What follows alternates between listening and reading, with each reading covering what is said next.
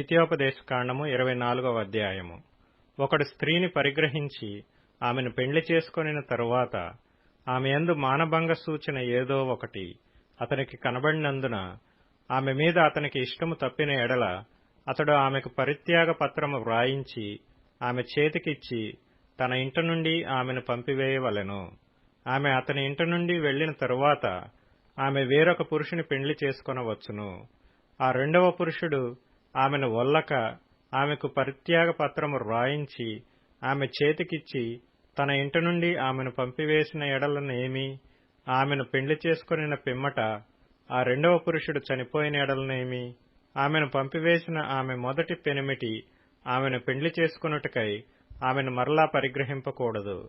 ఏలయనగా ఆమె తన్ను అపవిత్రపరుచుకొనెను. అది యెహోవా సన్నిధిని హేయము గనుక నీ దేవుడైన యెహోవా నీకు స్వాస్థ్యముగా ఇచ్చుచున్న దేశమునకు పాపము కలగకుండునట్లు మీరు అలాగు చేయకూడదు. ఒకడు క్రొత్తగా ఒకదానిని పెండ్లి చేసుకుని సేనలో చేరిపోకూడదు. అతని పైన ఏ వ్యాపార భారమును మోపకూడదు. ఏడాది వరకు తీరికగా అతడు తన ఇంట ఉండి తాను పరిగ్రహించిన భార్యను సంతోషపెట్టవలెను. తిరగటినైనను తిరగటి మీద దిమ్మనైనను తాకట్టు పట్టకూడదు. అది ఒకని జీవనాధారమును తాకట్టు పట్టినట్లే. ఒకడు ఇశ్రాయేలు కుమారులైన తన సహోదరులలో నొకని దొంగిలుట కనుగొనబడిన ఎడల అతడు వానిని తన దాసునిగా చేసుకొనినను అమ్మినను ఆ దొంగ చావవలెను. అలాగు చేసిన ఎడల ఆ చెడుతనమును మీ మధ్య నుండి పరిహరించుదురు. కుష్ఠరోగము విషయము యాజకులైన లేవీయులు మీకు బోధించు సమస్తమును చేయుటకు బహు జాగ్రత్తగా ఉండుడి. నేను వారికి ఆజ్ఞాపించినట్లు చేయుటకు మీరు జాగ్రత్తగా నుండుడి.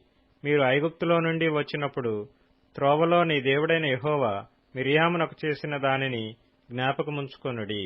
నీ పొరుగువానికి ఏదైనను నీవు ఎరువిచ్చిన ఎడల అతని యొద్ద తాకట్టు వస్తువు తీసుకొనుటకు అతని ఇంటికి వెళ్లకూడదు. నీవు బయట నిలువవలెను.